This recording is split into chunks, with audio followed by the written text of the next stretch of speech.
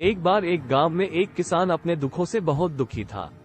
किसी ने उसको बताया कि तुम अपने दुखों के समाधान के लिए गौतम बुद्ध की शरण में जाओ, वह तुम्हारे सभी दुखों का समाधान कर देंगे। ये सुनकर वह किसान बुद्ध की शरण में चल पड़ा। वह गौतम बुद्ध के पास पहुंचा और कहा, हे महात्मा, मैं एक किसान हूं और मैं अपनी जीविका चलाने के लिए खेती करता हूं। लेकिन कई बार वर्षा पर्याप्त नहीं होती है और मेरी फसल बर्बाद हो जाती है। किसान ने आगे कहा, मैं विवाहित हूँ, मेरी पत्नी मेरा ख्याल रखती है और मैं उससे प्रेम करता हूँ, लेकिन कभी कभी वह मुझे परेशान करती है, जिससे मुझे लगता है कि मैं उससे उकता गया हूँ और मुझे लगता है कि अगर वह मेरे जीवन में नहीं होती तो कितना अच्छा होता। गौतम बुद्ध उस किसान की बात शांतिपूर्वक सुनते रहे। किसान ने आगे कहना जारी रखा और बोला, मेरे बच्चे भी हैं, वो अच्छे हैं, लेकिन कभी कभी वो मेरी बात नहीं मानते और उस समय मुझे बहुत क्रोध आता है, लगता है वो मेरे बच्चे हैं ही नहीं। किसान ऐसी ही बातें बुद्ध से करता गया और उसने अपने सारे दुखों को एक एक करके बताया। गौतम बुद्ध ध्यानपूर्वक उस किसान की समस्याओं को सुनते गए। उन्होंने बीच में एक शब्द भी नहीं कहा।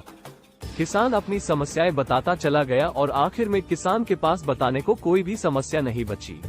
अपना मन हल्का हो जाने के बाद वह चुप हो गया और बुद्ध के जवाब की प्रतीक्षा करने लगा, लेकिन बुद्ध ने कुछ नहीं कहा।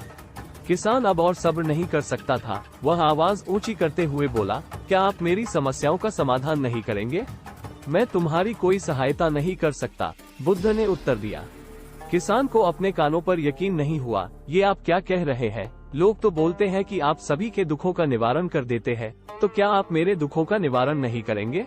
बुद्ध ने कहा, सभी के जीवन में कठिनाइयाँ होती है, तुम्हारे जीवन में कोई नई कठिनाई नहीं है।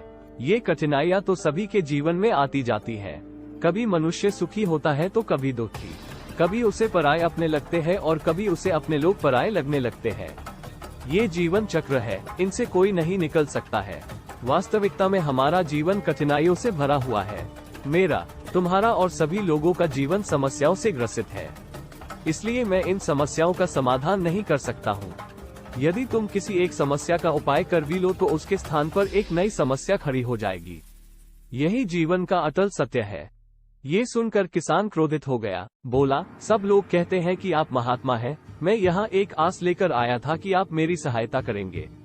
अगर आप मेरी समस्याओं का समाधान ही नहीं कर सकते तो मेरा यहाँ आना व्यर्थ हुआ। इसका मतलब सभी लोग झूठ बोलते हैं, मैं बेकार ही आपके पास आया। इतना बोलकर किसान उठकर जाने लगा। तभी बुद्ध ने कहा, मैं तुम्हारी इन समस्याओं का समाधान तो नहीं कर सकता हूँ, लेकिन हाँ, मैं तुम्हारी एक दूसरी समस्या का समाधान कर सकता हूँ। किसान ने आश्चर्य से कहा, इन समस्याओं के अलावा दूसरी समस्या? भला वह कौन सी समस्या है? बुद्ध ने कहा, वह ये कि इसी समस्या के कारण ही दूसरी कई समस्याओं का जन्म हुआ है। तुम इस बात को स्वीकार कर लो कि सभी के जीवन में समस्याएं होती हैं, कठिनाइयां होती हैं। तुम सोचते हो कि तुम इस दुनिया में सबसे ज्यादा दुखी हो और तुम्हारे जितना कोई और दुखी नहीं है। तुम अपने आसपास देखो, क्या वो लोग तुमसे कम दुखी हैं? तुम्हें अपना दुख बड़ा लगता है, लेकिन जो लोग तुम्हारे आसपास रहते हैं उनको उनका दुख बड़ा लगता है। इस दुनिया में सभी को अपना दुख बड़ा लगता है, चाहे दुख छोटा हो या फिर बड़ा हो, लेकिन वह जिसके साथ घट रहा है उसके लिए वह दुख बड़ा प्रतीत होता है। अगर तुम ध्यानपूर्वक देखोगे तो समझ जाओगे कि यह जीवन सुख दुख से भरा हुआ है। इसको तुम कभी नहीं बदल सकते हो, लेकिन हाँ, तुम सुख दुख से ऊपर अवश्य उठ सकते हो। ये तुम्हारे लिए संभव है। सुख और दुख को हम आने से रोक नहीं सकते हैं, लेकिन सुख और दुख का हम पर कोई प्रभाव न पड़े ऐसी व्यवस्था हम कर सकते हैं। और इसकी शुरुआत इस तथ्य को समझने के साथ शुरू होती है कि हम कुछ भी कर ले, जीवन में सुख दुख आने ही आने हैं, लेकिन हमें उनसे विचलित नहीं होना चाहिए। इसलिए आज से तुम ये चाहना छोड़ दो कि तुम्हारे जीवन में कोई समस्या ही ना आए, और तब तुम जीवन में आने वाले सुख दुख को स्वयं में समा सकोगे। तूफान के मध्य में भी शांत रह सकोगे और हर्षोल्लास के शोर में भी संतुलित रह पाओगे। किसान बुद्ध की चरणों में गिर पड़ा। वह समझ चुका था कि अब उसे क्या करना है। मित्रों, ये जीवन सुख दुख से भरा हुआ है। ऐसे में ये सोचना गलत है कि दुख कभी आए ही नहीं।